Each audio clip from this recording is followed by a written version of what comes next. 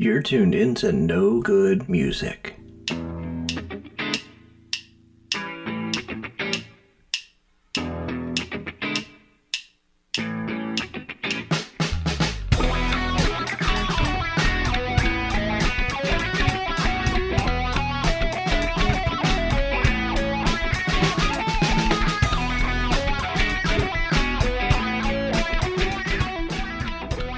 And now, here are your hosts, Rob and Ms Fab.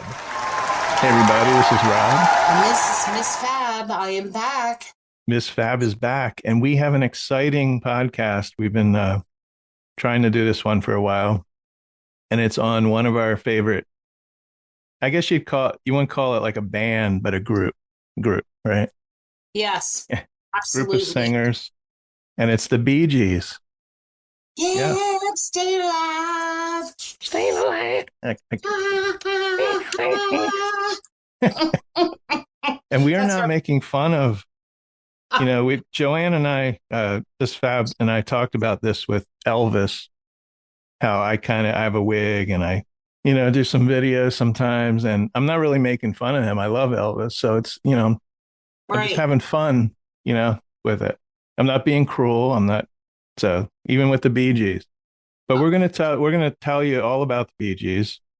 We're going to tell you about the albums, a little bit about up until Saturday Night Fever. And then if Miss Fab has anything after that, I don't have much. And then, for the albums themselves, then we're going to, I guess, talk about up until, present day a little bit. And then also we have our 5 favorite Bee Gees songs. But we'll go into Saturday Night Fever a little bit more on that album than the others. Yes, So, of course. and I have my coffee here. It is noon here in New Jersey, and Uh, it's also noon here noon in in Florida, Florida. where Miss Fab is. She's got her Hello Kitty tumbler there, whatever that is. I do. I'm turning this room into Hello Kitty as I am the rest of the house. Poor She's Steve. got her No Good Music shirt on. I've got my I brand do. new, and I know we don't do much video, but if Miss Fab posts a picture or anything, you'll see our Yes. hat and my hat. And I was going to wear my shirt too and wear my Beatles shirt. Well, I'm wearing the original No Good Mhm. Music, the red one. And I do wear these a lot to the music school. And each time that I wear them, they're like, oh, I love your shirt. And then Nice, I hand them a card so they can Mhm. listen. And they're like, oh, you're a celebrity. I said, just a little. Let's talk about the Bee Gees. I didn't realize this group. Some stuff you might know more than I know, but I didn't realize this group formed way back in 1958. Right. And we can talk about some of our memories as we go along, but because I didn't really, it's hard for me sometimes to figure out when I first heard of someone. It was probably on the radio, I would say. So for me, I didn't really hear of the Bee Gees until about 76. Right. Well, because the album came out before the movie. Yeah. So we started, hearing the music of the Bee Gees, but we can get into that. But that's how it started. Yeah, because they had some hits before that. Yes. So they formed in 1958, and of course, we got the brothers, and that was their real name, Gibb, Barry, Robin, and Maurice. The trio was especially successful in popular music in the late 60s and early 70s, and later, of course, as prominent performers in the disco music era in the mid to late 70s. And Joanne and I are the same age, so we grew up, say 1975, we were around 9, 10 years old. Right. So we did grow up with disco.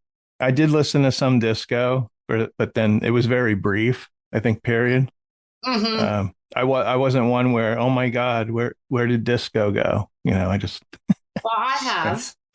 I have. Now they wrote all their own material. They did do some cover songs, I think, on their first album. I think I've been on that, but they produced several major hits for other artists and are regarded as one of the most important and influential acts in pop music history. So Barry was born September 1st, 1946. He is the oldest. He is the only living brother, unfortunately, sadly, but It is very sad. yeah.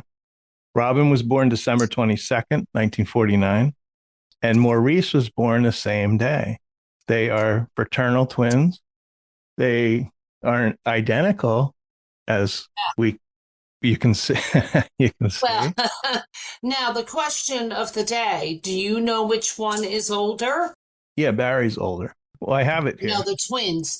Oh, the twins. No, I do not know that. I don't know the minute. Okay. Robin. He is the oldest twin. Probably by minute. Well, back then it might have been hours. No, I'm just kidding. Now they also have a sister, and I don't have any information on her. Her name is Leslie. I don't know if she's still alive. She's the oldest Okay. of the family, but she is not in the spotlight at all. Just occasionally you'll see her. Do you know if she's still alive? She is. Okay. Now they were born on the Isle of Man, and I looked this up. I'm bad with geography. People know that. It's actually, and I'm sure you know that it's a self-governing British dependency. So it's kind of owned by Britain, but it's not ruled by Britain. It has its own government and everything. Right. Now, if you ask Steve, the Brit, he had no idea what that meant. Because I'm like, what is, the Douglas Isle of Man? And he says to me, well, I don't bloody know.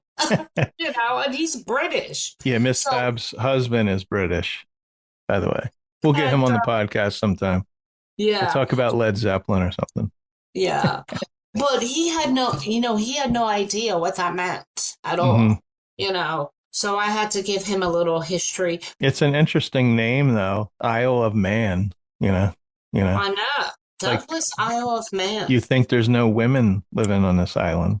Right, like cavemen. Yeah. I have a vision of cavemen. I have a little info on, I just found this today on Rob, and someone commenting, I don't know, this is on Wikipedia, of course. As children, it says in Manchester, Robin and his brothers began committing crimes such as petty burglary and arson. They did. And I didn't look this up if they were arrested or like arson's. I mean, burglary's bad to begin with, but burning down. I know. And I just had a vision of them, here they are in Manchester, right?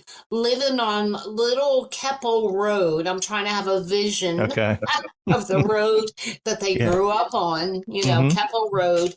And I'm thinking, well, who was the instigator? Like, who do you think it was?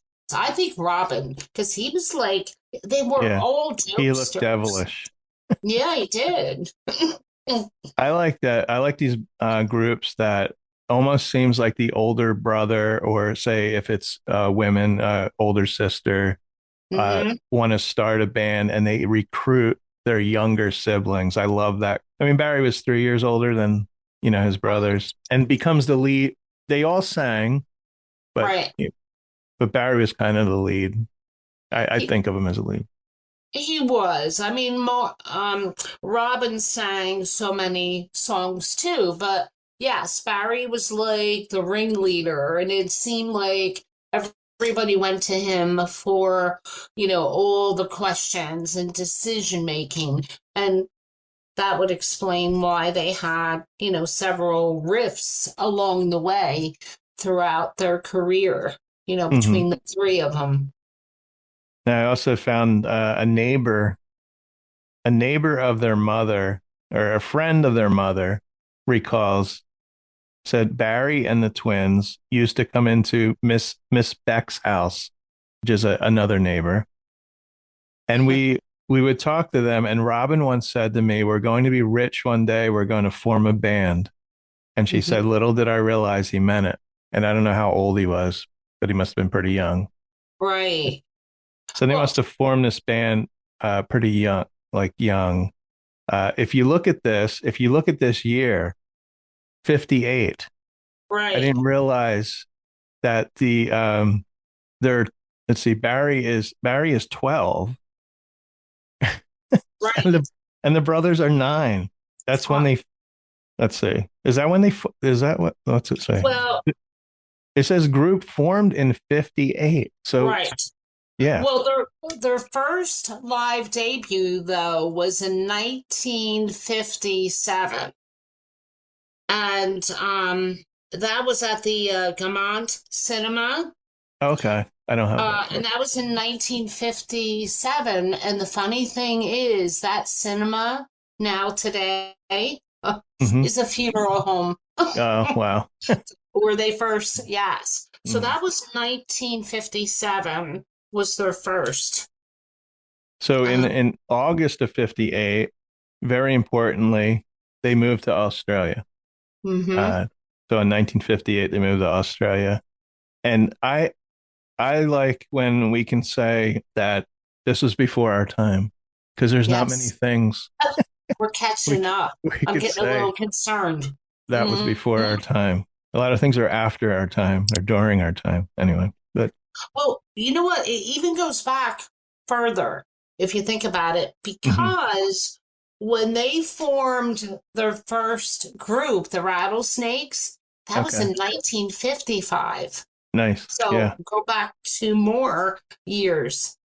Yeah, but So what that kind of was, group like were they probably just I would imagine sang it at their church or something. I or mean, like a 6 years fair, old, you know, 8 years look old. how little they were, their Yeah. little guitars and, Robin, and his teeth and, Barry Hmm. up there. And they're just so young. And I mean, if they only, like you said, if they only knew what was to transpire in the future, Hmm. I don't Yeah. think anybody even realized. Yeah. They had you have to have a drive. I hear of some things, even with podcasting, where Hmm. people are like, I want to start a podcast. How do I how do I make money? Like even before they start it. That's why they're getting into no, that usually doesn't Right. work out too good. No. You have to have the passion and you have to have the talent too, and they could really harmonize together. Now how did they get their name? I have here they performed at the Red Cliff Speedway in 1960. Hmm. Speedway promoter and driver Bill Good, he had hired the brothers to entertain the crowd, and he introduced them to Brisbane radio presenter jockey Bill Gates. Now the crowd would throw money onto the track for the boys. Sounds like they performed there more than once.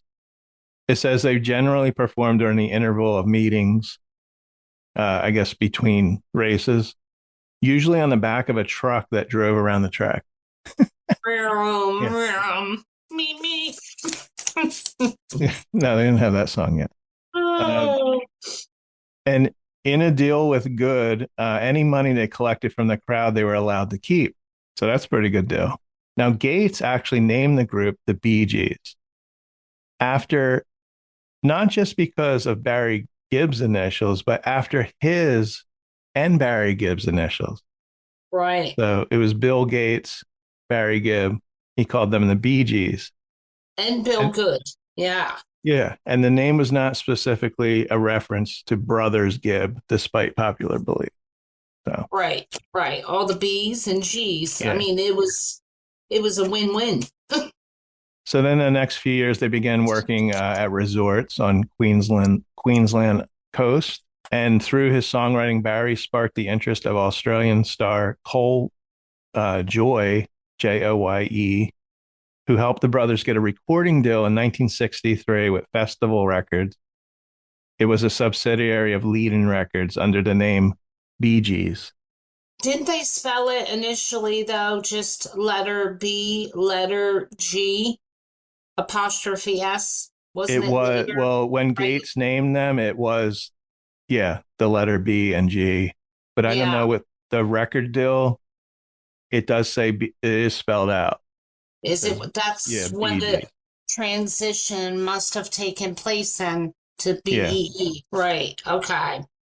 And they released 2 to 3 singles a year, while Barry supplied additional songs to other Australian artists. Now, I couldn't really find anything on, the other artists that Mm-hmm. obviously maybe they weren't hits, but he was writing for other artists. And then in 62, the Bee Gees were chosen as supporting act for Chubby Checker's concert at Sydney Stadium. This was before the record deal. And then the group's first LP was the Bee Gees sing and play 14 Barry Gibb songs. Mm-hmm. So he was definitely leading the group. For sure. For sure. Don't you think probably, the father was such an entrepreneur that dad said, okay, Barry, you're the oldest. We're going to Mm-hmm. put you in the lead to, for your younger siblings. I think that would make sense. Or his brothers, maybe Barry suggested the title and they didn't want to argue with their older brother. Who knows? I don't know. Now, the original, I wanted to look this up, but I didn't have time. I'm such a busy person with my, you know, Oh, walking the here we go. dog. Wait, And excuse me. Let me get my violin. It's right over here. I think they make little violins that you can buy. Like, yeah. There is. We Yeah. have one at the music school. I went in one day and there was this tiny violin in a box. And I said to Daniel, our violin teacher, I'm like, where did this come from? He goes, I don't know. Can I have it? And he Mm-hmm. opened it up. It's like this big. It's real tiny. And it actually plays. It goes, meow, meow. It's, Do you press a button or something? Or yeah, yeah. Oh my gosh. It's I'm gonna have to get one of adorable. them. It is. It is. It's so cute. I'm going to take a picture when I go back to work and show you. So the original LP, the first LP, is extremely rare, and it says even in the 1967 reissue is rarely seen. So I don't know how much this album. Yeah. I can't imagine because albums, even like normal albums that they mass produced, have gone up in price. Originals. So Oh, I know. now the album was not issued outside of Australia until it was issued on CD in 2013. So you can get it on CD. It's not the same. And that was in a box set. Even that wasn't even by Festival Album Collection. It's called. See, I've never even heard of that at all. Yeah. So I guess it's from that. Wasn't the record label Festival? It was before, Yeah. yeah, RSO, So right. so those were bands on that label from 65 to 67. That Hmm. box set. Now, they were frustrated because of their first album, the lack of success, and they returned to England. But before they departed from Australia to England, Hugh Gibb, I don't know if that was their manager. I don't No, have it. that was their dad. Oh, I'm sorry. Yeah. Yes, that was Daddy O. Okay. He sent Yes, demos. Get this. yes. I mean, you probably know this, to Brian Epstein, who of Mm-hmm. course managed the Beatles, and he was director of NEMS, which is a British music store. Epstein passed the demo tapes to Robert Stigwood, and here we go. Robert Stigwood, The who had man. recently joined NEMS. Now, it says a British music store. Yeah, it's National Enterprises in London, NEMS Enterprises, which is North End Music Stores. So Okay. Epstein managed the music stores for his parents. And of Okay. course, he Mm-hmm. was the manager of the Beatles back then. So if their father didn't mail the demo, would they have been so frustrated they would have just got regular jobs? And I always like to know, like when we interview people, I don't ask it all the time, but Hmm. the more people, the people that were famous at one time that we've interviewed, I sometimes like to ask them what what would you be doing if you didn't get into music, and Mhm. so, but we don't know. We don't know because I don't have any information if they were going to school or they obviously, I guess, didn't go to college. No, They just were singing. working, singing, playing. I mean, if you Yeah. think of that age from when they were born and then, you know, but once they got to Stigwood, I mean, everything went poof and changed forever. Yeah, they auditioned for him in February '67, and they signed a 5-year contract with Hmm. Polydor, and they would release their records in the UK, and Atco Records would release their albums in the US. And then work quickly began on the group's first international album, and Stigwood launched a promotional campaign to coincide with its release. And Stigwood proclaimed that the Bee Gees were the most significant new musical talent of 1967. Hmm.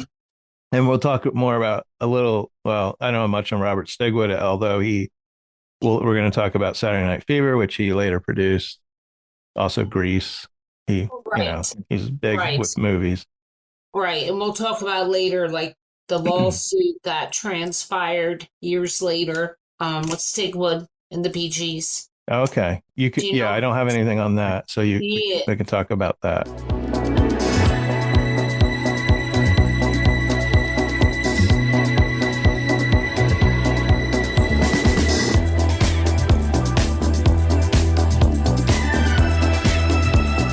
Now we're going to go through the albums up to Saturday Night.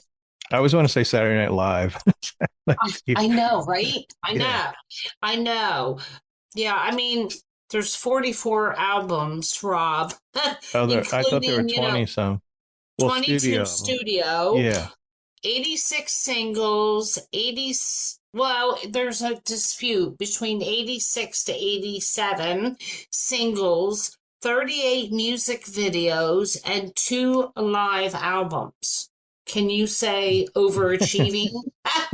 And what I did for myself is I highlighted because there's so many, I highlighted like the main albums Okay. for me and a couple of the tracks that Okay. were released from the album. You go, oh, that's where that song came from. Well, I have a It's little bit on each one up until like there's the Saturday Night Fever was the 14th. So I actually have info on 13, and then you talk about the songs maybe, or yeah, some of my favorites. I'm not going to go into great detail. So their second album was Spicks and Specks, which is an interesting That title. song, I never understood that song, Hmm. And this included the first Robin Gibb composition, I Don't Know Why I Bother with Myself. And this is when Robin Gibb learned to double track his voice. And then it says Barry had precious time to work with his group to make recordings as good as those by the other performers who had recorded so many of his songs. So they were trying to perfect their sound. He wanted them to sound as good as, the other groups. Their third album was Bee Gees' First. This was their first international full-length recording after the first 2 albums were only distributed in Australia and New Zealand. Mm-hmm. And this was the group's debut album for the UK Polydor label and also and for US Atco label. This album was released July 14th, 67. Now this had the songs New York Mining Disaster, 1941, and To Love Somebody. First songs to top the charts in the US and the UK. To Love Somebody, I think we all know. Yes. So that was 1967. The fourth album was Horizontal, September 67. They were releasing a couple albums a year, I realized. This had the song Massachusetts. Oh, I love that song. Became the first of the group's 5 number 1 hits on the UK singles charts. And it reached number 1 in 12 other countries, but only peaked at number 11 on the US Billboard 100. It's interesting. US, UK, Yeah. right? The Beatles did that too. Mm-hmm. Their early stuff was not, I think, released in the US. And then as they got to their second or third, they did, and the US albums had different songs than the UK ones. I Yes. don't think the Bee Gees, it doesn't, I couldn't find out if they did that. I don't think they did. Their fifth album was Idea. And I actually have this album because I do have a couple of Bee Gees albums. I realized Yeah. because Let I me didn't see. realize I had, because see the name is in the middle. Right. Oh my gosh. Oh, look at that. But you And see, this, look, he's featured on the front. Barry, you know? mhm. Well, no, this is what's unique. Hold on a minute. I can see that. Yeah. Is that this is all of them. And on the back, you have a little diagram. Oh, that's right. There were Yeah, extras. there's Let's not. pieces of them. And Yeah. it says Maurice, Robin, Barry, Vince, and Colin. That's right. The original guys So there's five of them. Their combination picture here. in that On the, photo. yeah. Mm-hmm. Now that one had I started a joke, and I simply love that song. It's a such a It is sad sad. song. And I've got to get a message to you. I mean, I didn't know this, but I've got to get a message to you was only released as a single. It's not even on. Pretty sure it's not on this album. Oh no, it is on this album. I don't know why it says that. Oh, it was released as a single. Sorry. It became the Bee Gees' first top 10 hit in the US, peaked at number 8. So Mm. now we're up to 8. Sixth album was Odessa, February of 69. It was a concept album. This I'm not familiar with, and I want to listen to it. It was not well received when it came out, but it's now considered a significant album of theirs from the 60s. And Sam and I just reviewed some album anniversaries, and one was Pet Sounds Beach Boys, which is not Oh, really, yes, that's a great album. yeah. And it's taken me a while to like that album. Like I really like two or three songs on that album, but that's more of a concept album too, with the Yeah, Beach Boys. So yeah. I'm gonna have to listen to this one, Odessa, if it's on Apple Music. Yeah, because Uh, like the song Black Diamond that is on that album, I have no memory of that okay. song at all. Now this album is kind of for this album caused Robin to leave the group. Briefly. Yeah, briefly. And then the seventh album is Cucumber Castle, which is the only Bee Gees album not to have Robin on it.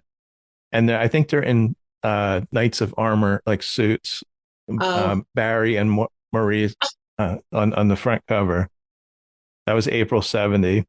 Robin does contribute a writing credit on only one song, which he probably wrote before he left or something.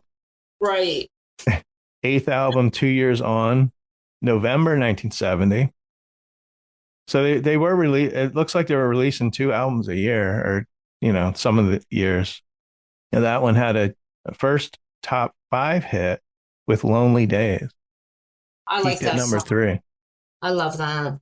Their ninth album, Trafalgar. You know where that stems from? No. The Square in London. Okay. Oh yeah, yeah. Okay. Trafalgar Square, Mhm. yes. You know, where they have all the pigeons and Oh yeah. whatnot. Everybody goes there when you're in London. Okay. And it had their first number one song, How Can You Mend a Broken Heart? Can I like ever listen to that without a tear in my eye? Yeah, I know. Right? I think we all can relate to that song in Hmm. some fashion, don't you think? Yeah. I know. Tissue alert. Now, this album is listed in Robert Dimry's book. I actually want to get this book, 1001 Albums You Must Hear Before You Die. Oh, great. And I'm sure, which isn't too much longer for us. Stop. Oh my goodness. Okay. Oh, I know. Okay, we're up to the 10th album, To Whom It May Concern, released in October of 72. So this was almost a year. This was over a year later. Hmm. And it was the last album under contract with Robert Stigwood. Didn't do very well. It was number 35 on the US Billboard 200 chart. Ooh, So they went, from a number one song and they to a just dropped. 35. And maybe they waited too long. People were expecting 2 albums a year. The one before that was September, and this was a year and a month. 13 months later, See, they they couldn't thought they wait. left. They thought went they on to left. something else, these people. Right. Yeah. Their 11th album also tanked, Mm, called Life in a Tin Can. Maybe it was the album title. that's the reason why. It Like, only reached number 69 on Billboard 200. I have here, not everything can be a hit. And it's true. well, Yeah. it goes to show, don't give up. Yeah. Just because you fail, Like there's that chance of a comeback. like the immortal words of David Soul, don't give up on us. That's right. Don't Yeah. give up on us, baby. I love that song. Okay. I know. And their 12th album, Mr. Natural. Oh my God, it did even worse, Joanne. Let me Number, guess, 45. no, because their last one was 69. Oh, this has to be about 82. No, 178. Wow. And it was released May of 74. Oh my God. Even though this album was poop, it was the first Bee Gees release produced by Arif Mardin, who was partially responsible for launching the group's later major success with the follow-up album Main Course. It says the album's rhythm and blues, soul, funk, and hard rock sounds initiated the group's reinvention as a disco and blue-eyed soul act, which would solidify on I can never say this word, subsequent albums. Subsequent album. Well, that's shocking for sure. I might have known this, but I know it now, is that the song Jive Talkin' was on this album. Yes. We thought Saturday assumed, Night Fever, didn't we? yeah. Not realizing it was on that previous album of theirs. And Yeah, I I was assumed surprised. all the songs were written for the movie, but they weren't. It had Nights on Broadway Yes. Uh-huh. and Come On Over. Now, for us old people, what do you think of when you think of the song Come On Over? What do you say, come on over? It means come see me. No, I mean, who else recorded Come On Over? Who? Someone who I love, but maybe you're not. I mean, I know you're familiar with her, but it was Olivia Newton-John had the number Well, I one love it song. too, but I don't know that song. Oh, okay. I think that was the name of her album too. So this song was on this album. Her album came out in 76. So the next year, people used to, I think they still do that though. Like if there's someone records a song and maybe it's somewhat of a hit. I don't think Come On Over for the Bee Gees was a hit, but No. even a year later, someone else will record a song, Right. Yeah. And then it becomes big. Yeah. Or like kids today, they hear a song and then you start to sing along and they're like, how do you know that song? I'm like, 40 years ago, it was a hit, and they're their eyes get big. Oh, yeah, that's right. Right? Now, their 14th album, Children of the World, it's considered the prologue to Saturday Night Fever. And if you look at the cover, it kind of has a Saturday Night Fever vibe to it, like what they're wearing. Yeah, the blue and white, I think, album cover. Are they wearing white? No, they're wearing like almost looks like Sergeant Pepper's suits or something. Oh. That one, I think. I know they're on the cover. Let me say, Children of the World. Oh, they have scarves on, around their necks. They look like they're about to fly an airplane. Well, they probably did in their spare time. And I think Robin's shirtless under his jacket, showing some chest hair. Oh, yeah. Oh, they all had a load of chest hair, didn't they? Robin trying to be sexy. Yeah. Now this album had "You Should Be Dancing" on the album. See, yeah. And Yeah. we'll get into that when we hit Saturday Night Fever. I have, Yeah. because again, you don't realize these older albums had these tracks. Like, Well, before we're about to get into Saturday Night Fever, I just wanted to, and I know our listeners can't see what I'm showing, but I want to show you my other Bee Gees album, the best. I don't know where I got this, oh, look unless at, this was in one of the I was gonna mystery say your boxes. mystery box. I Might think be. that came from your mystery because you were like, oh, wow. For Yeah. every lousy album of someone's you would get, then you'd have, a find like this with the Bee Gees. And this was, it looks like 1973, Best of the Bee Gees. So this has some early stuff on it.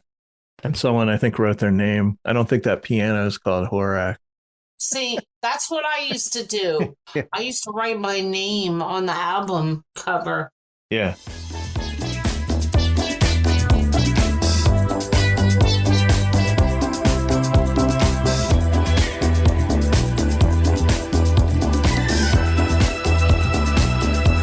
Now we're going to talk about Saturday Night Fever. And I have, Yeah, look at that. Oh, I can still picture it today, opening that double album up.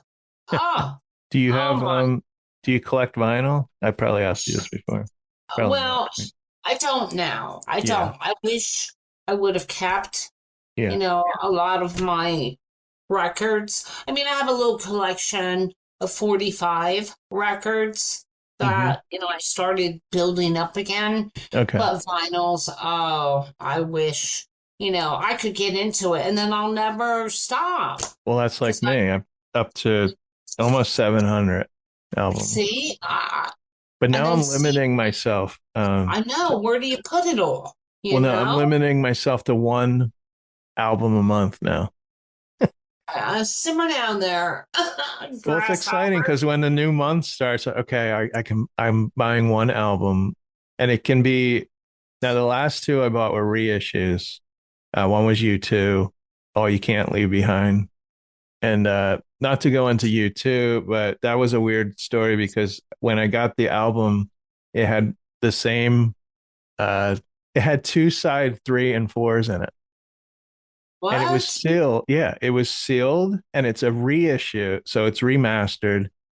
And when they put the album, when whoever put it in there at the plant, and I got it on eBay and I messaged the guy and he Mm-hmm. sells albums. So I guess he has a lot of the same album and he sent me side 1 and 2 for Did free. he? Yeah. So anyway, It that doesn't. was a weird one. Huh, that is strange. So this album is very monumental in my Mm-hmm. life. I don't know if you know, Joanne, why, besides loving this album or the movie, just that time period. Do you know why? Do you know why it would Well, be because you wanted huge? to wear the leisure suit like Travolta. No. Tell me. Well, What? first of all, I knew who John Travolta was because of Welcome Back, Kotter. I love that show. And then So did I. now this movie is not, I have to say it's not for kids. It's I'm pretty sure it's Wow, R-rated. There's it is. I won't even go into the one scene in the movie. I have it Mhm. on Blu-ray. I'm going to watch it again soon again because I love it. Anyway, this was the very first album I bought. People have their first their Was first it? concert. Yes, with Oh my own no. money. I Yeah. went out to probably Laneco. Lanco. Yeah. Lanco. And Right. Or the this is listeners. not the original. And listeners, I'm holding up the album cover. You can see John Travolta on the lit up stage. And the Bee Gees, they were so big, or this album, they were so prominent on this album that they are actually featured in a little square on the cover. Yeah. Right. Um, but I bought this years ago. I didn't, I sold all my albums and unfortunately, and then I rebought. And I I bought this know. twice for some reason, Oh, and I think I sold the other one. But yeah, I, it has John Travolta jumping up and down. look at that. Yeah, You Ms know, Fab can see this, but in fact, the choreographer for Travolta in Saturday Night fever just passed away. Oh, okay. The gentleman that, trained him. As I was saying earlier, and we were talking about the R-rated, Mm-hmm. the music came out first, right? Okay. Wait, Um, let me see if I got that right. Did the music? Yes, the music, I believe the album was released prior to the movie because that's how I remember being exposed to the music. Let me The check because same the a lot. album was released November 15th, 77. Right, and the movie came out in December 16th. But on a funny note, the debut was in New York City on my birthday, December 12th, Mm-hmm. 1977. Nice. So the movie was quote released in December. Yeah. But I remember hearing, the music and the records and having Mm-hmm. all my 45s under when it was RSO, of course. And then well, let's just backtrack just a smidge because it started with Andy, my love, Yeah. before the Okay. Bee Gees. So Andy Gibb comes out. Oh, I just want to be your everything. Don't Mm-hmm. throw your love away. And then it transitions to the Bee Gees. And I'm like, I was going to be a singer. And I was Mm-hmm. like at my friend Lenore's house or Lori. And I had the music going, going, going. So then my friend Lenore, her mother, such a doll, says, yes, it's rape. The movie is coming out. Saturday Night Fever. I'll Mm-hmm. take you girls, right? Yeah. So I go home and I go, Mom, Mrs. Bacone, will take us to the movie Saturday Night Fever, because it's rated R. And my mother took one look at me and she said, no, you're not. Yeah. And I was like, crush me. I'm a flat ant Yeah. because I was devastated. I was Yeah. like, but Mom, everyone else is going with Mrs. Pacone. How comes I can't go? You're not going. It's rated R. So Mm-hmm. she would totally not. But she said, I'll buy you the album instead. And you would have And been I, 11 because you had just had a well, we had birthday. just turned 12. Oh, 12. Okay. We were Yeah, 12, 12, 12. because you and I both Yeah. have Yep. December, right? Mm-hmm. And I was so crushed. I was like, Wow. how could you? I just know that there was some And you doors remember slamming. that. That's the thing. I, It was, I, yeah. I, I remember it like yesterday, and I'm There's sure. things I don't remember, but then I always tell it has something has to had happened that really either traumatized you or made you like happy or, one or the other, or that you Yes, remember because you remember that. Um, yes. now my parents didn't care. Oh, geez. No, I went to see this in the theater, just like I saw Grease in the theater. Yeah, but Um, that Grease wasn't R. It was Now, you know rated what? G. I had a friend, rest in peace. Her name was Karen Purcell. She passed away like 5, 6 years ago. Mm, And it's sad because she lived 2 houses down from me. And, might have mentioned her before or the girl that lived down the street, but she was probably 2, 3 years. I remember she started high school before me. So she was probably a couple years older than me. But mm-hmm. still, it wasn't like she was 18 and she, took me to the movies, but, somehow we had a movie theater that I don't, there were movie theaters. I don't know if they still, maybe they card people. They used to, They remember? used to, the license you had Yeah. to provide, Well, right? the 25th Street in Easton, Mm-hmm. Pennsylvania, the woman there she was like, oh my God, she was so strict. She reminded me Mm-hmm. of our librarian, I think, at high school or something, or grade school. And we tried to sneak in the movies there. They went if we wanted to see. I remember my friend and I wanted to see, and I remember it was The Seduction with with Morgan Fairchild, Yeah. right? And she wouldn't let us. She's like, and I better not find you in that theater. right? Oh my So gosh. we went and saw they were replaying The House of Wax with Vincent Price, and it was in 3D. I remember it Oh because we my. were sitting there with our 3D glasses on, saying we should sneak in and just sit there with our 3D glasses on and watch the seduction. Oh Um, my God. yeah, I saw this in the theater, and it was a good time. Now, I always talk about this time period 77, 78, 79, 80, when you're Mhm. first discovering. That's when I really got into music, listening to music, buying albums. I don't know if I had a paper. Yeah, I probably had a paper route because I was 12, or whatever. Yeah. Yeah. And I just remember this being like a pivotal time, being excited about new music. And, I would go to the theaters a lot. And yeah, so this was my first album I bought. My And gosh.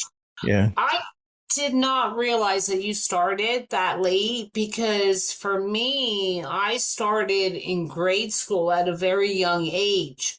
And I would Mhm. sit and listen to WABC radio Well, out no, of no, New well, no. York. Well, let me back up. That not listening to music, but buying music and owning No, but my own music.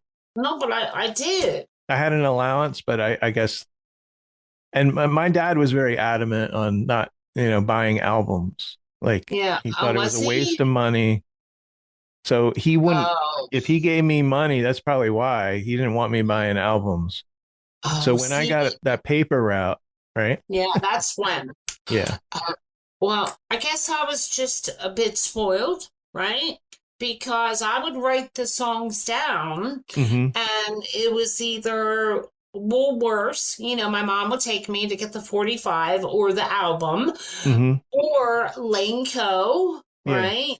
Or the listening booth in the Yeah. Palmer Mall. So I was the kid that brought the 45s into Hmm. grade school, and Okay. then we would listen before or after, and I would play the records Yeah. for my. So no, I mean I was probably like maybe fourth grade. Well, I had albums. I remember when I was like 7 or 8, I had a half sister. She was much older than me, and she gave me all these 45s, a stack of them. And Yeah. I did have a little record player that would play 45s. But like Hmm. I said, as far as buying albums, my mom would buy albums. I listened to Elvis very early on. The console stereo that my mom had, Yes. I have that. That's in my office. That's the one thing I kept, you know, Hmm. and I put a new turntable in there. I had to, it didn't work Huge. anymore, right? Yeah. So I have an amplifier, like a booster in there, and I use the same speakers from the 60s. They still work because my mom was never, she wasn't Well, blasting the, the music too loud. So, they were like RCA or Zenith, mhm, back then, and they were made to last. yeah. So Not like think about it. I today's. put like a newer album on there, like say Paramore, and it's coming out of this stereo from the 60s, you know, pretty cool. Or some So Pink let's Floyd. talk about the album. Yes. Now it was a double album, and the film starred John Travolta, and it was, we said, released November 15th, 77. Now, prior to the release of Thriller by Michael Jackson, Saturday Night Fever was the best-selling album in music history.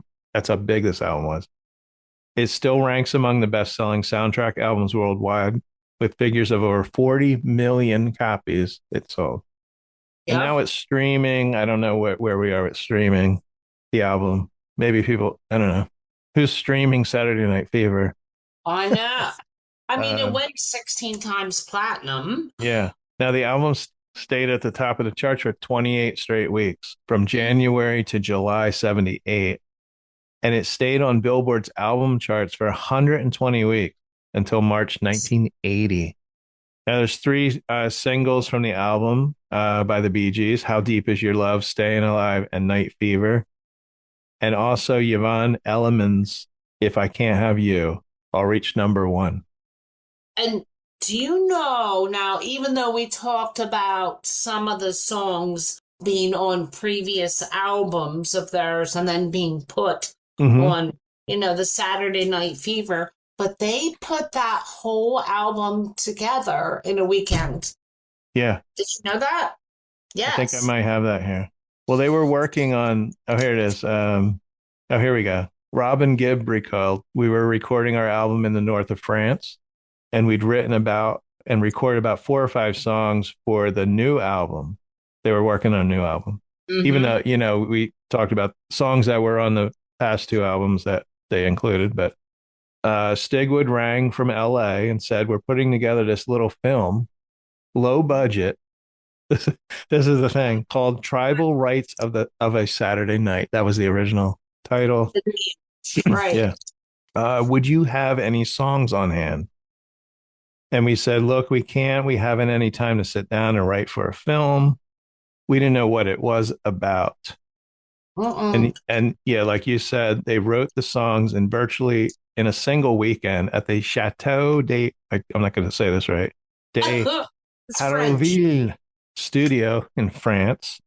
And the FIFA. First song they recorded was If I Can't Have You, but their version was not used in the film.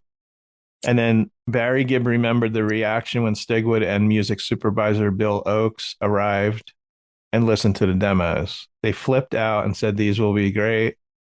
We still had no concept of the movie except some kind of rough script that they brought with them. Yeah, and then Jive, Talkin, and You Should Be Dancing were on prior albums. Mm-hmm. Maurice recalled, we played him demo tracks of If I Can't Have You, Night Fever, and More Than a Woman. And he asked if we could write it more disco-y. Can you imagine? Yeah. I know. Disco-y. Staying Alive was originally called Saturday Night. Yes. But because the Bay City Rollers had a song called Saturday Night, which I love. I'm sure Me you too. love. And they're touring again. What? They are. Yes. I think You didn't know one or that? 2 of them passed away, though, or one of them did. I think one. Yeah. I just want to say, also this album, because of this time period, when I was 12, my neighbor's cousin, the girl who took me to see this movie, I had a crush on her cousin. Now, and it was that summer, I remember, because if this album was still, this album came out in December. So by that summer, she came over. I think she stayed over for like a week or something. Wow. And so I remember these songs with like the first girl, like besides Christy McNichol, who I, Oh dear. could never, contact. But this girl didn't. I don't think she liked me, but I really liked her. But I remember these when I hear these songs. If I Can't Have You, think about it. A 12-year-old boy. How deep is your love? They meant something innocent to me at the time. Well, they still do. They do. Yeah. And, I can picture like a grade school dance, right? And, how we used to all stand around and see who was going to ask us, to dance or who you wanted in your mind. And those songs would play. And then, I can remember like crying over Boys to a few of those tracks. Oh, like, how deep is your love, Yeah. Like, and I still listen to those songs and tear up. Some of those. Sure. I'll listen to music. Sometimes, most nights, when I go to bed, before I go to sleep, I'll listen to like an audiobook or something. But sometimes I'll listen to music, and I'll put songs on shuffle, and a song will come up, and I'm laying there in bed, like you can totally. It's not like you're in your car and you're trying to pay attention to the road, and I just start, it takes you back, and you're like, how did I get this old? Well, anyway. Listen, please. I know, lately, our birthday this year, I had a really hard time, even though mentally I'm like, I'm cool. I'm 25, but it is saddening because we're losing people at Yeah, that are our our age. age.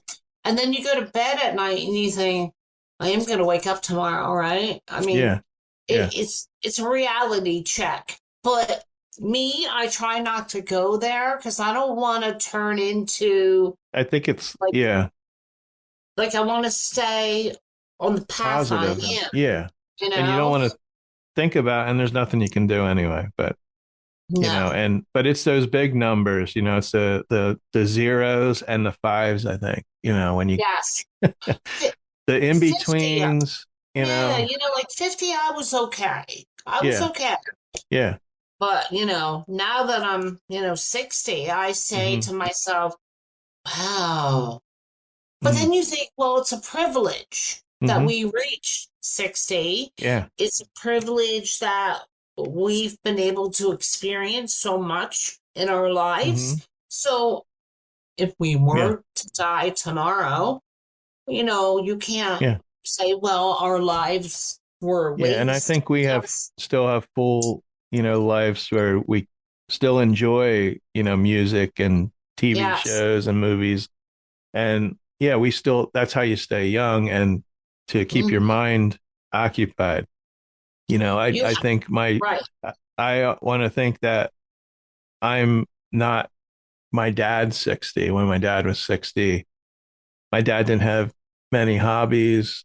He'd work, come home, watch TV, and End uh, of story. never go to a movie, never go to a concert, and I want to, as long as I can, I'm going to a concert Saturday. I'm going to be standing. So as long as I Right. can do that, I'm going to do it. I think if you were like cool and hip when you were young, you're gonna age that way. Like my dad, he rode his Harley Davidson until the day Hmm. he died Yeah, at yeah, 82. yeah, He went to work out 3 days a week at the yeah. gym at the hospital. Hmm. My mother, she worked until she was diagnosed with terminal cancer Yeah, yeah. at 69. Hmm. So it's I know how I am and I know how Steve is. Now Hmm. he of course is older than me, but because I'm busy and he does his thing, Hmm. his mentality is different than mine. In fact, I need to remind him on occasion. He stopped acting like an old geezer. Hmm. I tease him all the time. Yeah, But music, we all can conclude that music is what makes the world go around and it's what keeps us going yeah. because he likes peace and quiet. I've got the headphones in Hmm. all the time with music. Yeah. So, I the also like to close. sit and read a book, in Yeah. quiet. Yeah, and one last thing, and then we'll get back to the Saturday Night Fever. But being online and being on Facebook 24/7 is you're wasting your life away. And Yes. yeah, it's a lot of younger people. They won't realize, that 10 years have gone by or something. All they've been doing is getting up, turning their phone on, and that's when Right. you go, well, where's the time gone? And you really haven't done anything Right. fun or I mean, Travel. I've been trying to write some music. I have a really good program and I plug my keyboard in where I can like, just like program it and then just go in there and tweak it and that's what I'm trying to do. I'm trying to write some songs. They might be instrumental because I don't think I can sing too good unless I put some effects on my voice or something. But Well, anyway, yeah. that it keeps your mind in the right place. That's Right. It's so true. now back to Saturday Night Fever. Now, according to the DVD commentary, you might know this, but I always found this interesting, is that the producers intended to use the song Lowdown by Boz Scaggs in the rehearsal scene between Tony and Stephanie in the dance studio. Wow. And they choreographed their dance moves to the song. Mm-hmm. And however, representatives for Skaggs' label, Columbia Records, refused to grant legal clearance for it. And they wanted to pursue another disco movie project, which never materialized.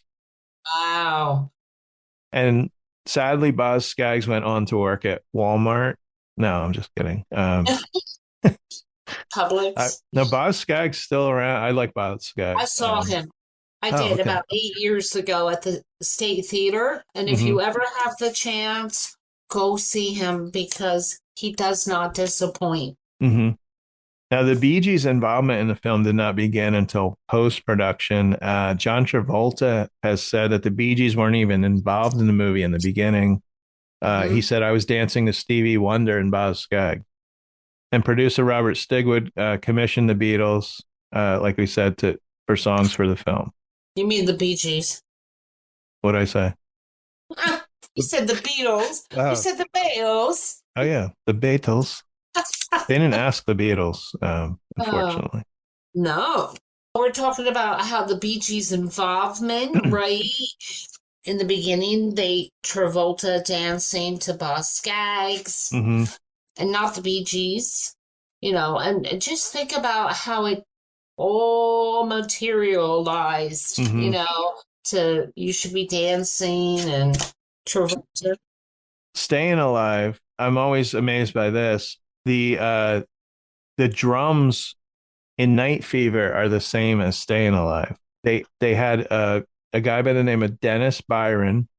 He was their drummer. He left in the middle of the session due to the death of his mother.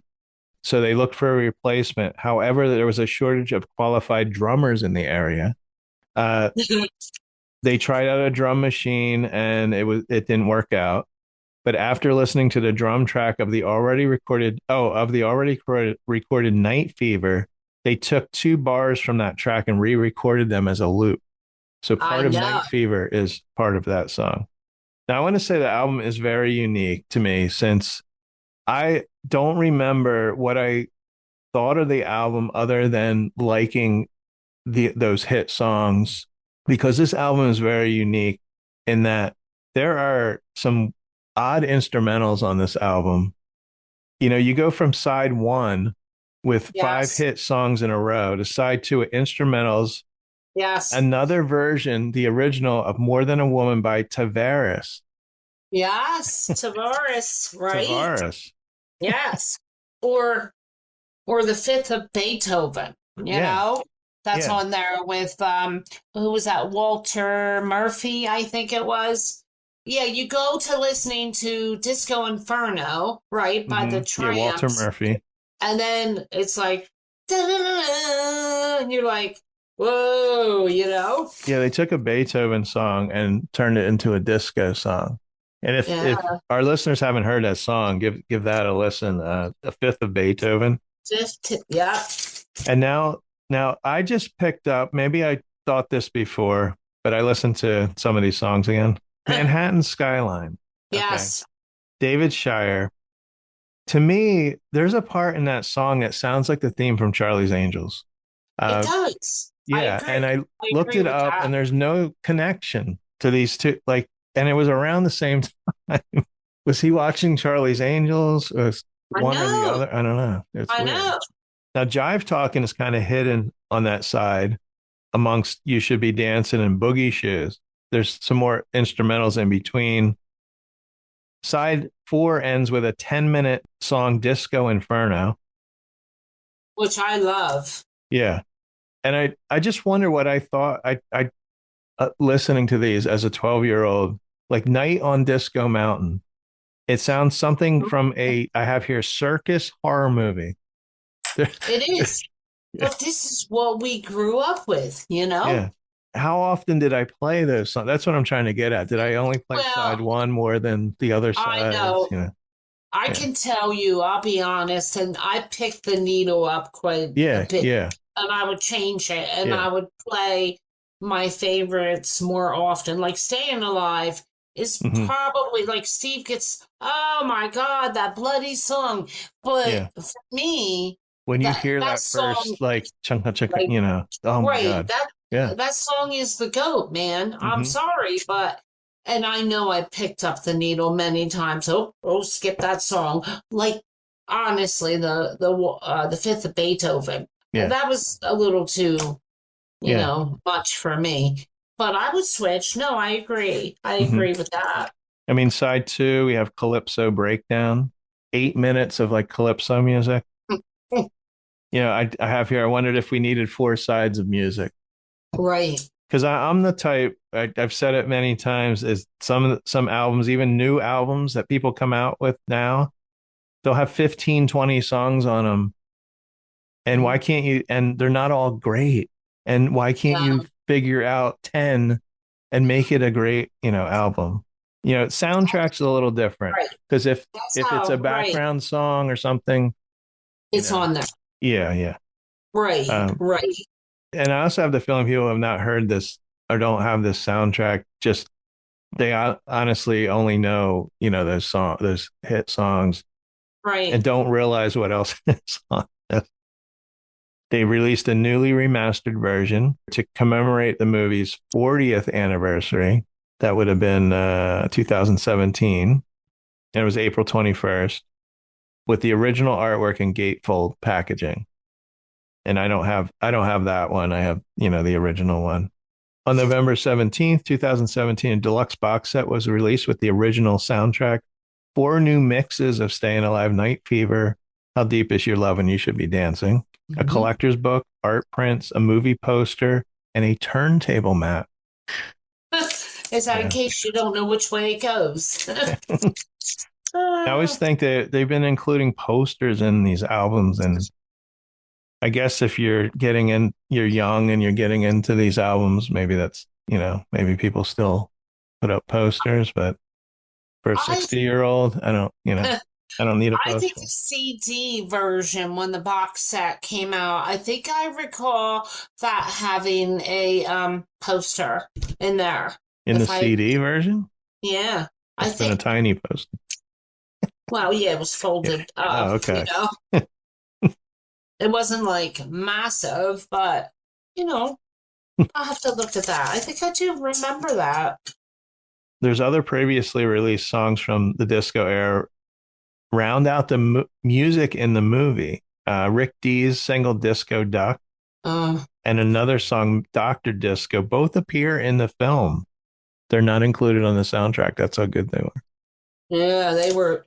Well, I think it would have been fun to have Disco Duck on this instead of one of those, the Calypso Breakdown. I don't know, that Disco Duck. Okay. I hear that today, and I don't know. I just think of like the skating rink, going skating. Okay, yeah. Play the crap out of that song. The skating rink is still there. That the Skateaway and the Villa. I drive by it a lot. Right, the Villa is right. Well, whatever the one is on 57. Yeah, the one in Broadway. Yeah. That's the Villa. I mean, that still place, I was there like 3 days a week. Oh my gosh. The soundtrack won a Grammy for Album of the Year. It did, yes. It's the only disco album to do so, and probably will only, I don't know, unless disco comes back somehow. Well, maybe after our time, it may. It's only one of only 3 soundtrack albums that won Album of the Year. Mm-hmm. And in 2012, the album was ranked 132 on Rolling Stone magazine's list of the 500 greatest albums of all time. And they ranked it again in 2020, and it was 163. Wow. With all the Taylor Swift albums, it's knocking these albums out of there. So. Yeah. And Cardi B and stuff. Oh my gosh. After Saturday Night Fever, the only album I do have, and I might be the album that came out right after, is this one, Spirits Having Fun. Oh, yes. And because it has a song Tragedy, which I love. I do believe that album has the song written for Andy, I think. Okay. Does that have Wish You Were Here on that album? Wish You Were Here. No? Oh, it has Love You Inside Out. That's another. See, little did we know back then they were mixing these tracks. Little we thought everything.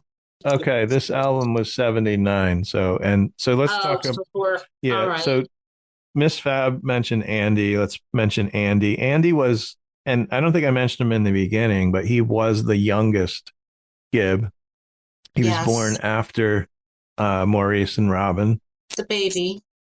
and he had his own career. What was that big song he had? Was it Shadow Dancing or something like that? Well, we had like a string of like three. It Okay. was shadow dancing. I just want to be your Yeah, everything. yeah. And what was the other one? I just want to be your everything. Shadow dancing. And there was one other, but let's not forget who set him up, for success. Hmm. And we didn't realize back then with Andy that they were singing in the background, the Bee Gees background. Okay. Yeah. Yeah, if you listen to the songs now, you're like, oh, look, there's Barry and, Robin singing And along. and Andy had a similar voice. He did. And I don't know anyone who's not familiar with the Bee Gees, but if you aren't, and you're listening to that, they had very unique voices, Yes. very high falsetto. I might have, if I when I first heard him, might have thought it was a girl singing. I'm not sure, but maybe not that, but how unique it was, and like, what is this? They were very unique. Voices can't be duplicated. I'm a big fan of Saturday Night Live besides Fever, and was just watching before we came on Jimmy Fallon when he was on Saturday Night. Yes. He had the Barry Gibb show. He kind of making fun of them, but not really. But it was freaking hilarious. It Justin was. Blake was Robin. Yes. Yeah, yeah, and you don't hear much about the Bee Gees anymore. Andy unfortunately passed away March 10th, 1988. He was only 30 years old. He had, unfortunately, drug problem, especially cocaine, which cocaine weakens your heart. That's why I don't do it. No. Yeah, I can't afford it. I'd like to Yeah, get the yeah, house that's it. cleaned in an hour, but Yeah, so but unfortunately, he passed yeah. away very young. And then we have Maurice passed away January 12th, 2003. He was only 53. He had surgery for a twisted intestine, Mhm. and he went into cardiac arrest. That That was a was sudden. I big think that was shock. sudden. I think that Yes. was kind of shocking because I think it was, yeah, kind of sudden. He was having stomach problems or stomach Right. pain. It was just like boom. Yeah. Now Robin, we kind of knew he was ill. He wasn't looking very good. He lost a lot of weight. He was Yes. always skinny to begin with. Right. Now he passed away. He was 62, May 20th, 2012, of liver cancer. Colon. The only Colon. remaining Gibb is Barry and probably his sister. Well, the two, right. The Yeah. Robin had colon cancer, and Okay. he died like a year after being diagnosed, so it was rather Yeah. quickly. Like you Yeah. saw him like a skeleton, and then Hmm. poof, Yeah. he passed away. Yes, Barry and his sister, the oldest, two, and Barry has often said in interviews, like, when we talk about how can you mend a broken heart, then, when you hear that song and you think about how they lost their siblings like that. And the sad Hmm. part was every time one of them died, Barry was quoted of saying they were not getting on at that time. Yeah. So he's kind of, he's got like the survivor's guilt, Hmm. like, my younger siblings and now they're Oh gone. yeah. And it's as you get older, like you get really old and all your friends are gone.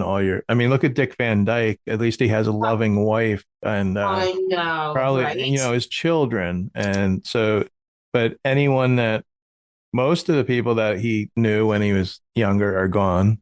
You know, Yeah. we still have Like, Mel Brooks. I don't know if he was friends with him, but he's well, he's still still around. going. I mean, bless him, Yeah. Clint Eastwood's still around too. Yeah. So Barry's 79. Yes. Now he owns a home in the UK, but he's primarily lived in the US since 1974. And he lives near Ms Fab. Well, not near, but in Florida Oh, somewhere. yes, I live in the elite section of Yeah. Miami, So right? Miss Fab is just she's purchasing a boat so she can go out there and Yes, I find. can. Yes, I could take boat tours along, I imagine he lives Barry's. near the water. He But I does. don't know. Okay. He does. No, listen, I am well aware because there's a British show that we watch, Only Fools and Horses, a very Okay. popular sitcom from like the 80s, right? Okay. And on one of it's hysterical. I Hmm. mean, it has David Jason is in it. Anyway, they take this holiday to Miami, right? Hmm. The two brothers, adult, right? And they take the tour of the boat tour going past Yeah. all the multi-million dollar Yeah. mansions, right? Hmm. And Barry Gibb is outside with the garden hose, It's right? actually him. It is. And Nice. and they go, one of them goes, "Oh my God, Rodney, that is Barry Gibb right there." And Rodney goes, "Oh, Del boy, don't be so daft, And they're like arguing so Yeah. much on this boat, Hmm. and the boat's going by, Yeah. and there's the vision of Barry with the hose, and Yeah. they're Yeah. arguing so Like, much that they miss it. Oh, so I'll have to find it and show I know you. I guess they had their studio in Florida. I don't know how Oh, long he's lived there, but this is at one point he purchased Johnny Cash's home, Johnny Cash and June Cash, in Hendersonville, Tennessee. This was in 2006, it says. The intent, and I did hear this is true. This isn't like AI yeah. article. Intending to restore and turn it into a songwriting retreat. But unfortunately, believe it or not, the following year, the house was destroyed by a fire. I remember this I because I do was so too. sad to think that Johnny Cash's house that he lived in probably most of his life, and Yeah, probably there were some artifacts in the, Johnny Cash stuff. right. So the And property was sold in 2014. So he did sell the property. well, if you think about their music back in the day, everybody's like, "Oh, Barry Gibb is gone all country." But if you listen to some of their older tracks, they Hmm. are country sounding. Yeah, I think They've they got the did a little bit of everything, little twang going on. Yeah, And but yes, that would make total yeah. sense for Now him. here's something which I think is AI, which bugs the crap out of me, these fake articles. Yeah. But when I looked up to see what he was up to, this is what it said, that he announced a 2026 world tour that Fake highlights his news. enduring musical career and partnerships, including performances with his son, Stephen Gibb. That's what it Yeah. said. Um, Fake news. I mean, wouldn't that be yeah. nice? Now, the last Instagram post, he supposedly does have an Instagram page. I'm He not sure if it's does. run by him. Was July of last year, and it's about his son Stephen. So that was his last. His band. Yeah. Yeah. Well, they say that today, he likes to live a quiet Hmm. lifestyle.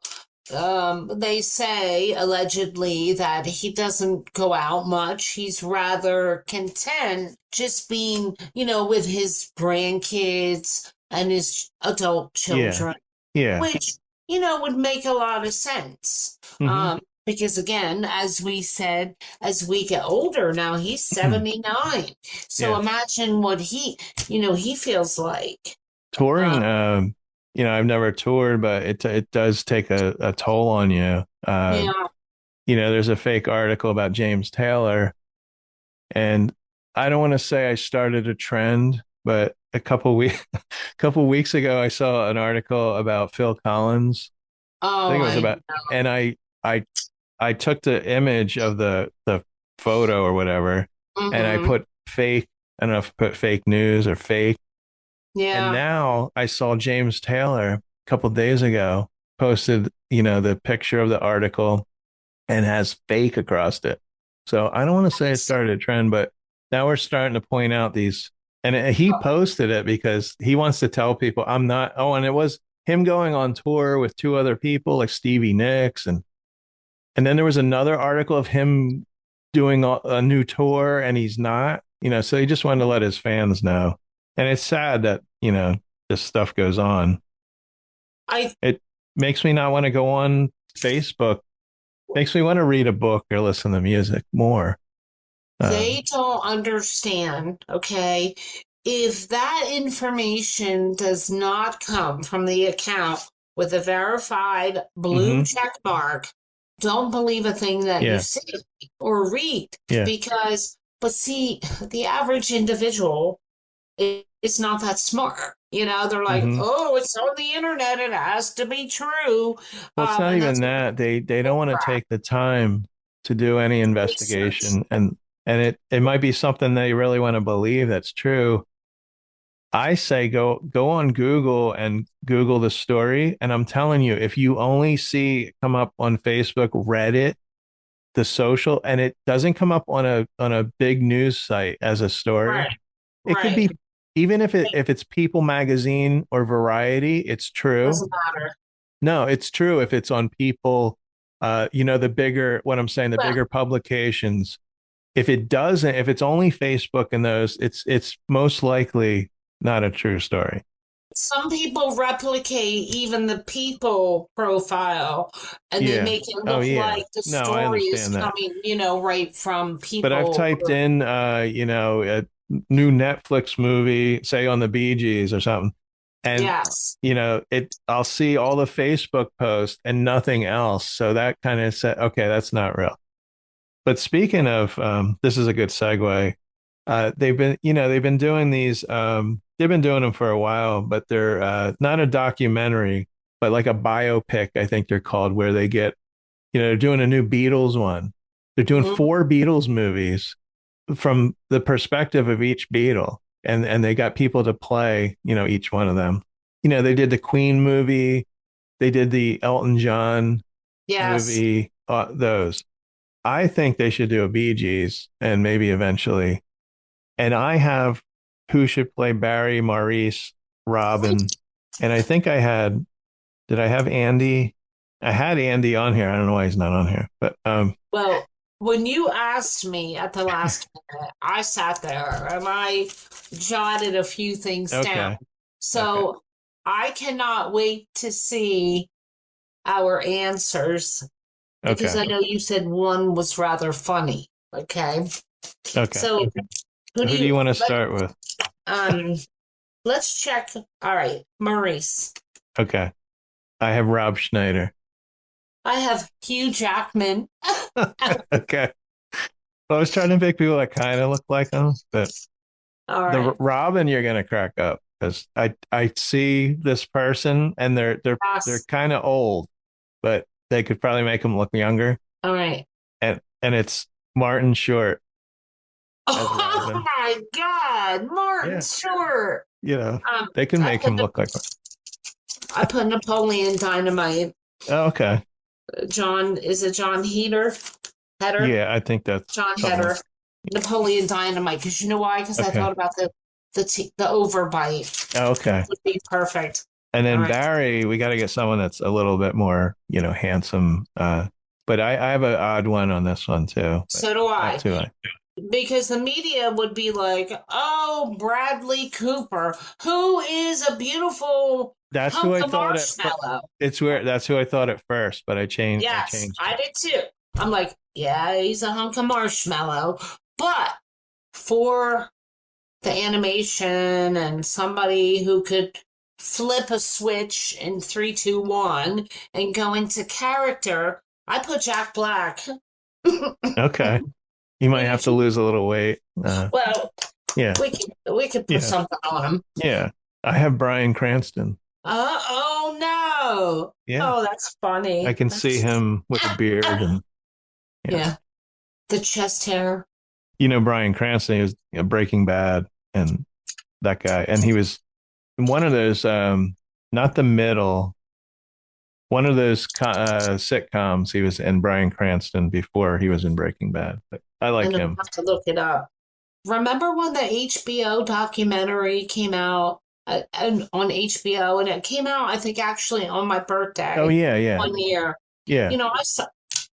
Do you know how many times I watched that over and I'll have over to and watch it over? again. Yeah, With like a box of that was just tissues a every couple years time. ago, right? 2 or 3 years ago. Yeah. No, I No. still Okay. lived in New Jersey. Oh, okay.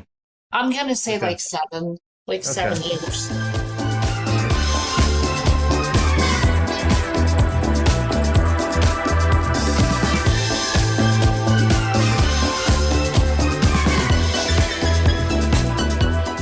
But now we're gonna go over our Yes. top. Okay. So now we're going to talk about our top five. Yes. I have top five, but they're just I'd say five favorites because I probably have more than five. I know, I couldn't decide. Look at my list. I could Oh, not okay. decide. But it'll dwindle down. I'll pick. Mine All aren't right. in any real order. No, mine Uh, are not either. you All want me to right. start or you want to? Yeah, you can start your first one. And then I have a little bit on the song.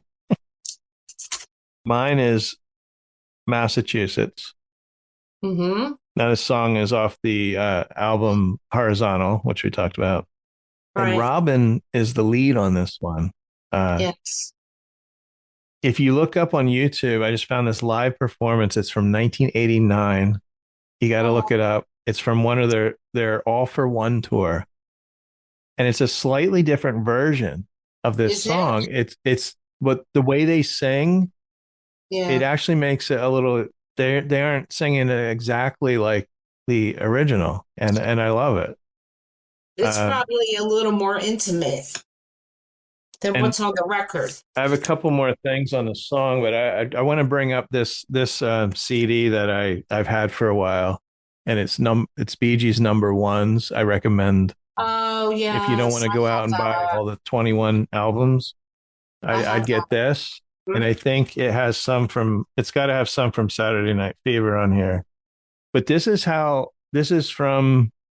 I've had this for my son was very young, 3 years old, 4 years old, I want to say. So it would have been about almost 20 years ago, Mm. right? I got this. Yeah. And I wasn't familiar with Massachusetts, the song. Oh, No.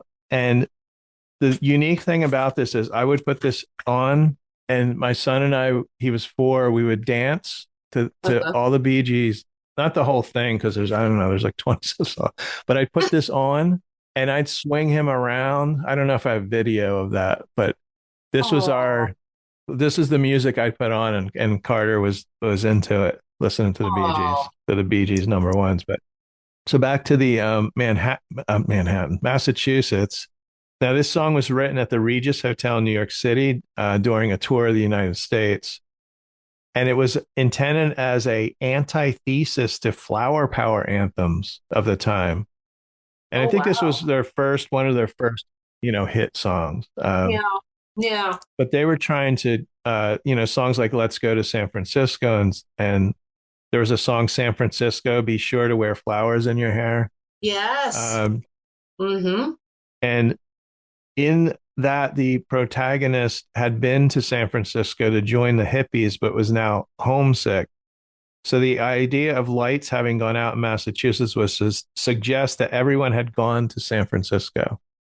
To put Yeah. flowers in their hair. Yeah.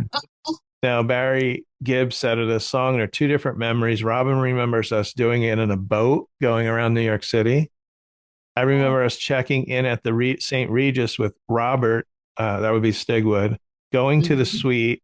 And while the bags were being brought in, we were so high, so not high, but so high on being in New York. That's how Massachusetts began. Huh. He said, I think we were strumming basically the whole thing. And then I think we went on a boat around New York. I don't know if we finished it, but I think that's where the memories collide. He said everybody wrote it. All three of us were there when the song was born. So that. It's a great song. It's a Wow. great, beautiful, flowing, like I Love that loved song. Robin's voice. I really, really did. Yeah. I just loved when he took the lead on a song so much. So what's your first song? So my first choice is Nights on Broadway. Oh, okay.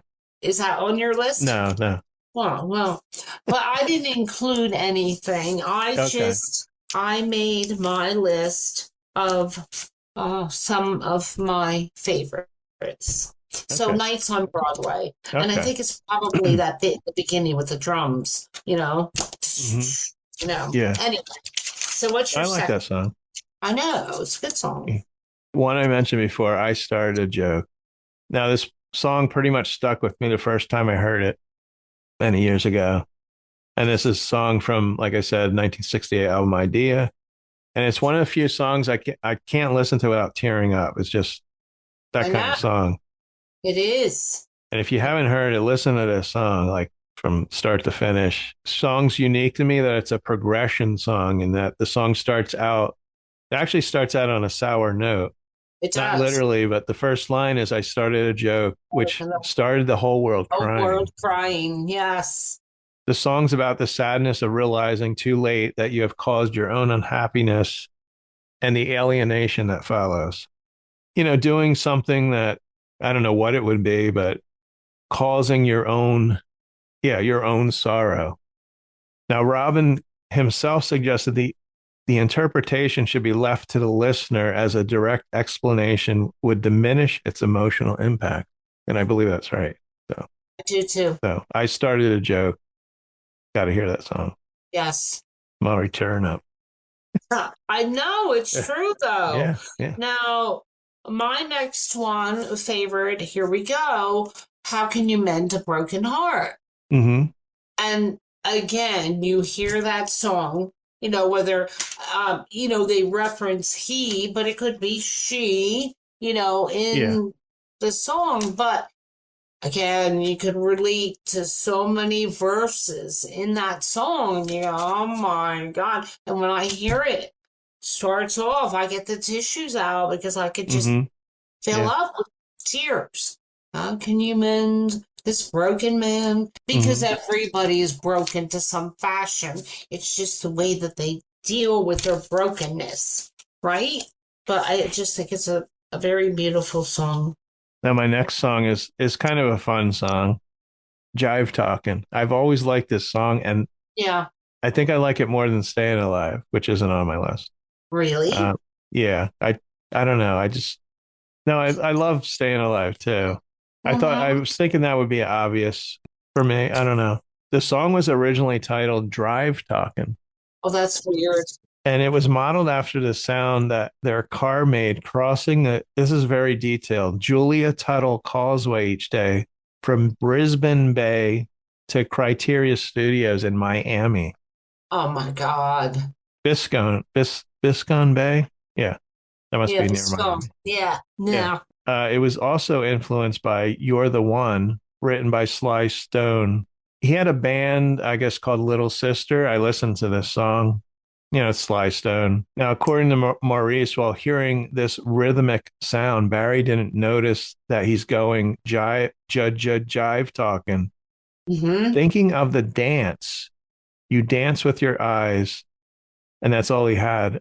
I listen to this song. I can't hear Jive talking in that song. I don't know if the version I listen to, Jive yeah, but talking. it's supposed to be in that Sly Stone song. Oh, And, Sly, the and family song. I don't hear it. Like if you look up Little Sister, that's the album or the band in that song. I'll The make a song note. is You're the One, it's called. Now, jive was a form of dance. Yeah, but he played it for producer Arif Mardin, and he went, "Do you know what jive talking means?" He said, "I think this is Barry." He said, "Well, yeah, it's you're dancing," and he said, "No, it's a black expression for bullshitting." And we went, "Oh, really?" And then that's why they came out jive talking. You're telling me lies. They kind of changed the Tell me lyrics. Jive talking me. Yeah, Right. so it was about dancing, but then now it was about actual jive talking. Well, if you think about the movie Grease, they're doing the hand jive, the dance, right? Hand jive. That's what they thought. Right. But I But didn't know. Don't bullshit me. well, they called it Jive Talkin'. So they thought, I don't know, they didn't think it was something different than talking about or singing about a dance, I guess. I don't know. Right, right. But it wasn't. That meant something totally Very different. interesting. Very interesting.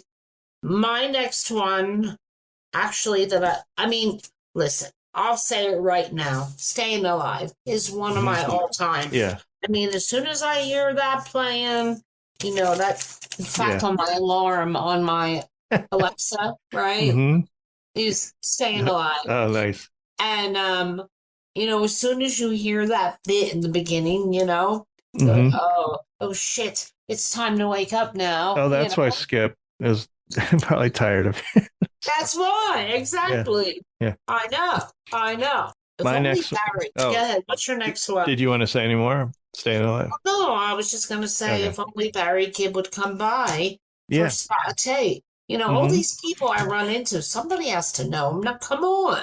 Oh, yeah. Maybe he'll hear this podcast. Yeah, maybe he will. He'll feel bad. Yeah, Barry, if you're listening, put you in contact with Ms Fab. That's right. Yeah. Please do. I'm not a cuckoo person, okay? Well, you can meet in a safe place for Barry, like in public, so Barry feels. Even a Zoom, right? Yeah. If I could sit here and Zoom with Barry Gibb, then he would know that I'm not some sort of cuckoo kind of person. It'd be great to interview Barry, but he's probably done with interviews. I know. I mean, what would be the likelihood if we could do that? He's probably said it, when you get a certain, you've probably said everything you want to say and you just, don't want to. I know you don't want to reiterate the whole life story, but we could talk about biscuits and tea. I don't care. And that reminds me of an interview, probably one of the last interviews with Jerry Lewis. And the guy interviewing the poor guy, it sounds like he's a young guy. Maybe interviewing in the same room with Jerry, and Jerry won't answer any questions. He's doing yes, no, like that. Yes, I remember that. Yeah, and I it's think awful. Jerry was mad. He was well, mad. I'm like, why are you doing the interview then? Just say, I'm not doing the interview, instead of putting the guy through it. He's trying to get, know. So I've got to get a message to you. That's a... Now, do you know what this song's about? No. This is one of the songs where you find out years later what it's about. Song is about a man awaiting his execution in the electric chair. And he begs the prison chaplain to pass a final message on to his wife. Oh, is that true? Yes. Robin Gibb wrote the lyrics, said that the man's crime was the murder of his wife's lover, though the lyrics do not explicitly allude to the identity of the victim. Yeah. Oh, my. I'll never hear that song the same now. So Robin said, this is about a prisoner on death row who only has a few hours to live. He wants the prison chaplain to pass a final message to his wife. There's a certain urgency about it. Myself and Barry wrote it. It's a bit like writing a script. Sometimes you can sit there for 3 hours with your guitar and nothing will happen. Then in the last 10 minutes, something will spark. And the song was written with Percy Sledge in mind to record it. Was it? And he did record it in February 1970, but Atlantic did not issue his version in the United States at the time. Barry recalled in those days the lyrics were almost pretty well done on the spot. I don't remember the fundamentals on how the lyrics were formed, except that we were writing about a guy on death row. That was it. So Barry also remembered that. Wow. Yeah. That I never heard that version. I know, and I'm going to have to listen to it again and think. I know. Now you're not going to break it down. You think it's about getting a message to a love or a woman? I know. Yeah. All right. To you. I'm on death row. No, he doesn't say. Just If he sang that, we would know, right? No. Okay, I think you have one more song and I have one more. Again, I have so many, but my next one is More Than a Woman. Mm-hmm. I've always, it's funny. I always loved that track.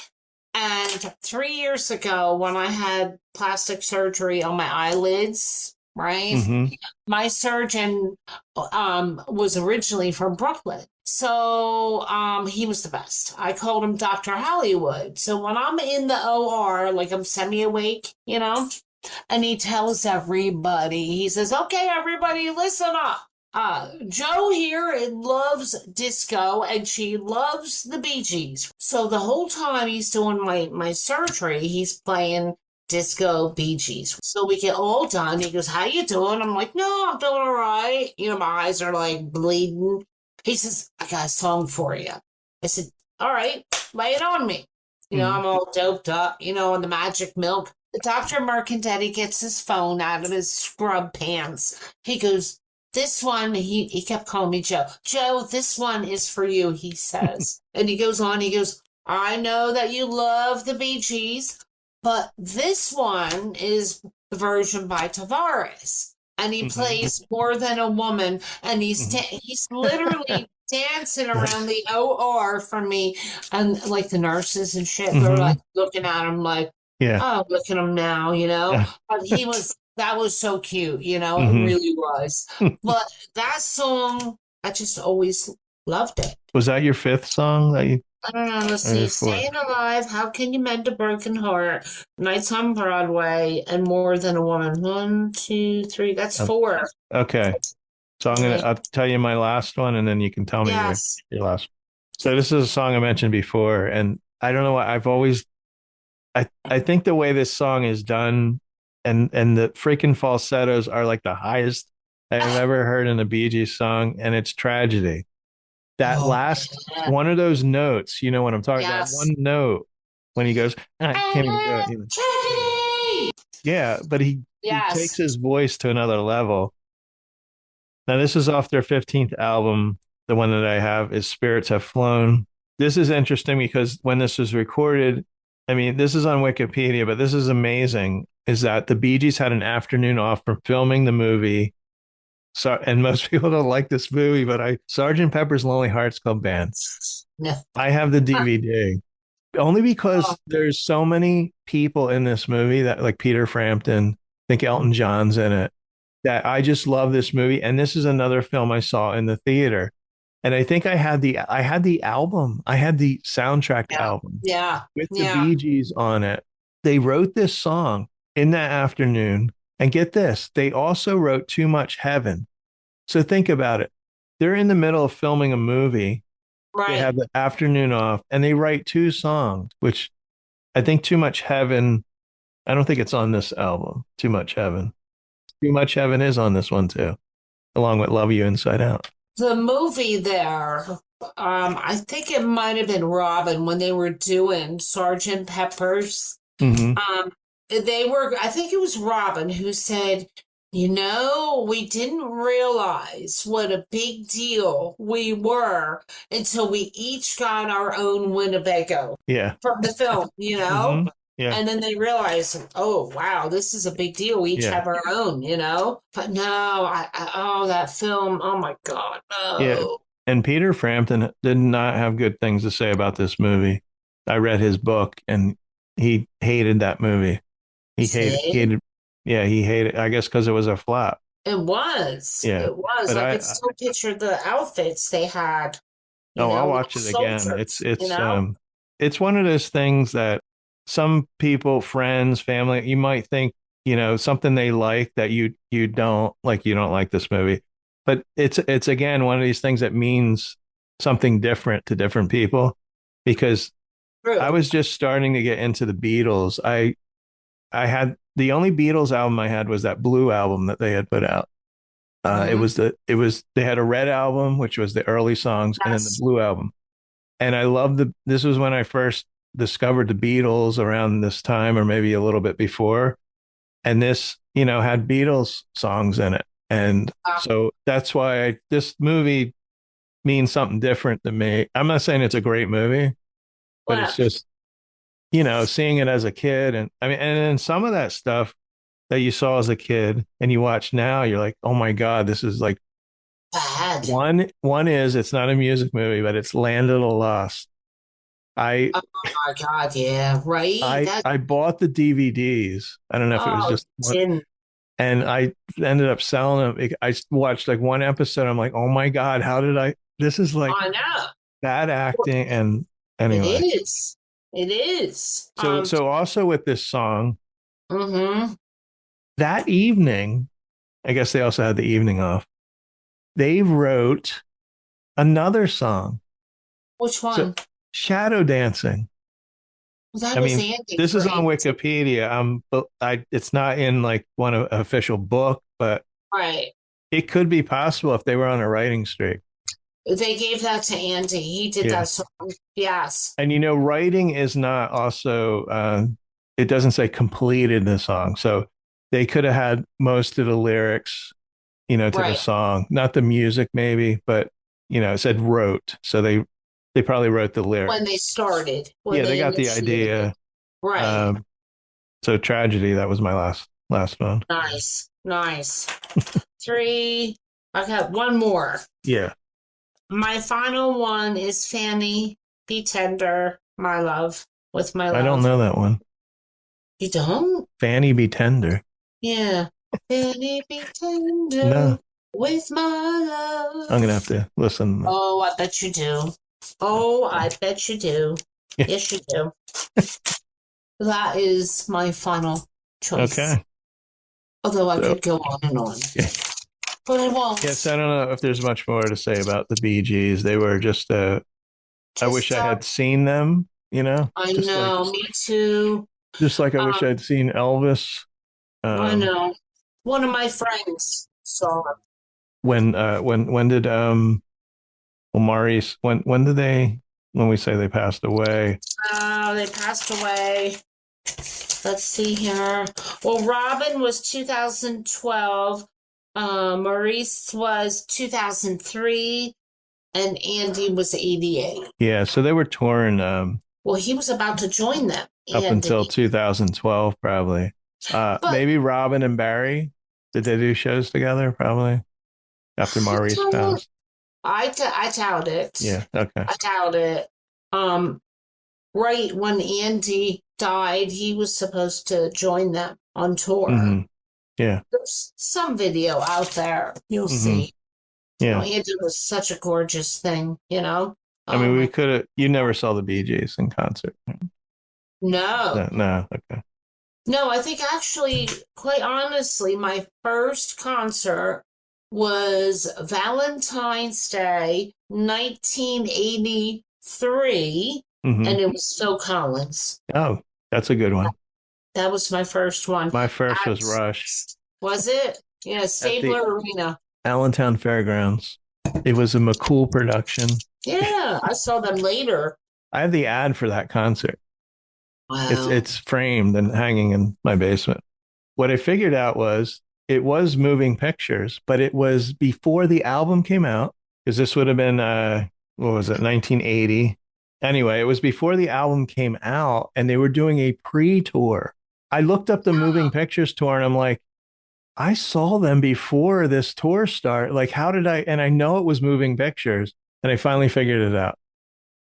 This has been an absolute great nip down memory lane. I thank you Hmm. for that. So thanks everyone for listening. You can email us at nogoodmusicpodcast@gmail.com. Check out Rockbox with what's the website that you They can email at info@rockboxmusic.com.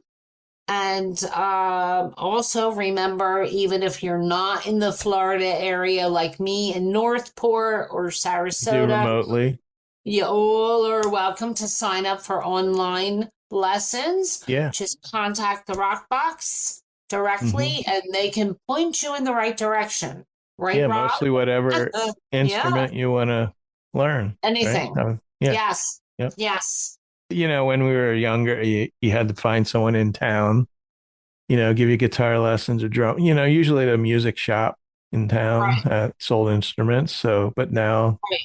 and they've been around a while, and they've got a very good reputation, very good people there, including Ms Fab. Like if you do go there, Ms Fab will greet you. That's right. Yes. That's right. That's So- right. But no, everybody, we have a great team of people. We even have new teachers again that added to the demand of music. And look at me, I take my drum lessons now remotely. Ms Fab's learning drums. Because I did go into the studio, but now with our new computer and it's just easier for me. Yeah, you can be in your pajamas and that's right. That's right. No, so always continue to rock on no matter what you do. Thanks for listening, everybody. And always remember to turn off the TV. And do make sure that you turn up the music. And in this case, the Bee Gees. Yes. Yes.